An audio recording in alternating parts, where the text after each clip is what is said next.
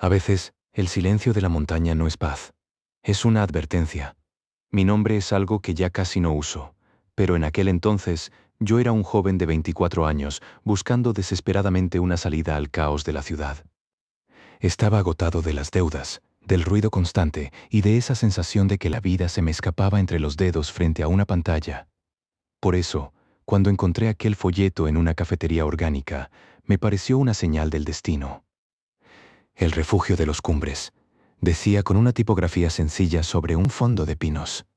Prometían una vida autosustentable, trabajo comunitario y, sobre todo, una desconexión total.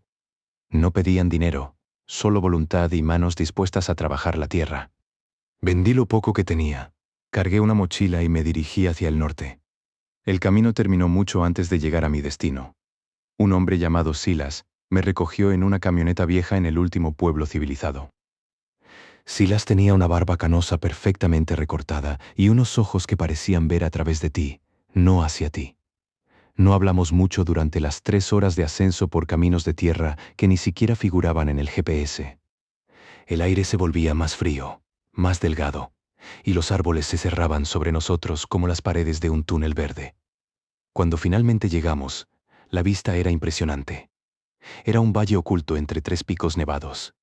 Había una docena de cabañas de madera, construidas con una precisión casi militar, rodeando una estructura central más grande que llamaban la Casa del Consejo. No había cables de luz, ni antenas, ni ruido de motores. Solo el sonido del viento chocando contra las ramas y el murmullo de un arroyo cercano. «Bienvenido a la verdad», me dijo Silas mientras bajaba mi mochila. «Aquí, el tiempo no nos pertenece. Le pertenecemos a la montaña». Esa primera noche, organizaron una hoguera de bienvenida. Vi a unas 50 personas caminando en una fila perfecta desde los campos de cultivo hacia el centro del campamento. Todos vestían ropas de lino en tonos tierra. No hablaban entre ellos, pero mantenían una sonrisa suave, casi ensayada. Me llamó la atención el fuego. No era una fogata común. Las llamas eran inmensas, de un naranja tan intenso que parecía irreal, y el humo olía a algo dulce, casi empalagoso, como flores pudriéndose. Me asignaron una cabaña pequeña en el borde del bosque. Antes de retirarme, Silas me entregó un pequeño manual encuadernado en cuero. «Solo hay 3 reglas fundamentales aquí», me dijo, su voz bajando un octavo de tono. «Trabajamos mientras el sol nos vea. Comemos lo que la tierra nos entrega. Y la más importante de todas, nunca, bajo ninguna circunstancia, salgas de tu cabaña después de que la hoguera se apague. No importa lo que escuches, no importa quién llame a tu puerta». En ese momento pensé que era una regla de seguridad por los osos o los pumas de la zona. Estaba cansado y el aire de montaña me tenía aturdido. Me encerré en mi cabaña, me envolví en las mantas de lana y me quedé profundamente dormido. Pero a las 3 de la mañana, un sonido me despertó. No fue un rugido de animal, fue un canto. Decenas de voces humanas susurrando al unísono desde el bosque, justo detrás de mi pared. Eran palabras en un idioma que no reconocí, rítmicas, constantes. Me acerqué a la ventana y moví apenas la cortina de saco. La hoguera principal estaba apagada, pero en el centro del valle, los habitantes estaban de pie, formando un círculo perfecto en la oscuridad total. No tenían linternas, ni antorchas, y lo que más me heló la sangre no fue el canto. Fue que, a pesar de la oscuridad absoluta de la montaña, todos ellos tenían la vista clavada exactamente en mi ventana, como si pudieran verme a través de la madera. Fue entonces cuando comprendí que el refugio no era un escape, era una jaula, y yo acababa de entrar por mi propia cuenta. A la mañana siguiente, el sol salió con una claridad que me hizo dudar de lo que había visto durante la noche. Los habitantes de la comunidad estaban en los campos, trabajando la tierra con una energía envidiable. Silas apareció en mi puerta con un tazón de gachas calientes y una sonrisa que llegaba a sus ojos, pero no los movía.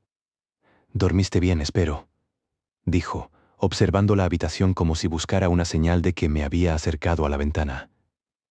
«El aire aquí es pesado para los nuevos. El cuerpo tarda en entender que ya no tiene que luchar contra el ruido del mundo».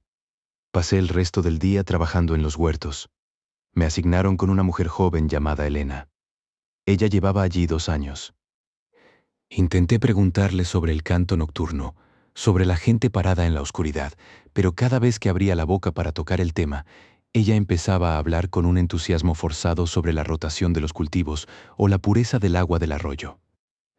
Sin embargo, cuando Silas se alejó para supervisar otra zona, Elena se acercó a mí, fingiendo que arrancaba malas hierbas. «No hagas preguntas», susurró, sin mirarme. «Si te ven confundido, te llevarán a la casa del consejo para una sesión de alineación». Nadie regresa de la alineación siendo el mismo. Mis manos temblaron mientras sostenía la azada. El resto del día fue una tortura de normalidad aparente. Almorzamos todos juntos en largas mesas de madera. La comida era deliciosa, pero tenía ese mismo aroma dulce que el humo de la hoguera. Noté que nadie usaba cubiertos de metal. Todo era madera o piedra. Y lo más extraño, no había espejos. Ni uno solo en todo el campamento. Cuando le pregunté a un hombre mayor por qué, simplemente me dijo que el reflejo es la vanidad del pasado, y aquí solo importa el presente. Esa tarde, mientras transportaba unos sacos de grano, me desvié un poco del camino principal. Quería ver qué había detrás de la estructura central. Entre los árboles, encontré una serie de postes de madera clavados en el suelo, formando un semicírculo. De cada poste, colgaba un pequeño saco de tela que goteaba un líquido oscuro y espeso. El olor era insoportable. Era carne podrida, pero mezclada con ese aroma dulce que lo inundaba todo. Sentí una mano firme en mi hombro. Era Silas. «Es para los depredadores», dijo, su voz ahora fría y cortante. «Mantenemos el hambre fuera del círculo para que la paz se quede dentro. Vuelve al huerto ahora».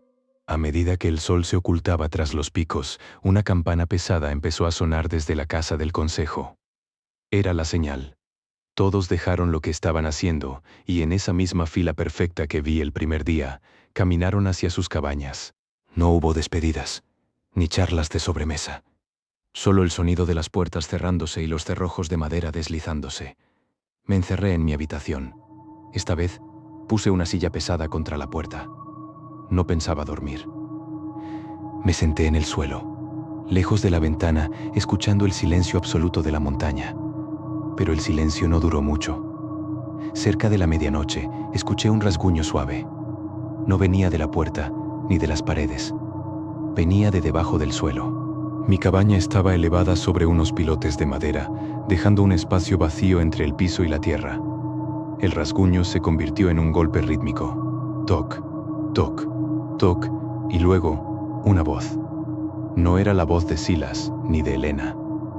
Era una voz quebrada, húmeda como si quien hablara tuviera la garganta llena de líquido. «¿Tienes un espejo?», susurró la voz desde las tablas del suelo. «Por favor, solo quiero ver quién solía ser». Me quedé paralizado, conteniendo el aliento. Los golpes debajo de mis pies se volvieron más frenéticos. Podía sentir las tablas vibrar. Al mismo tiempo, afuera, la hoguera volvió a encenderse por sí sola.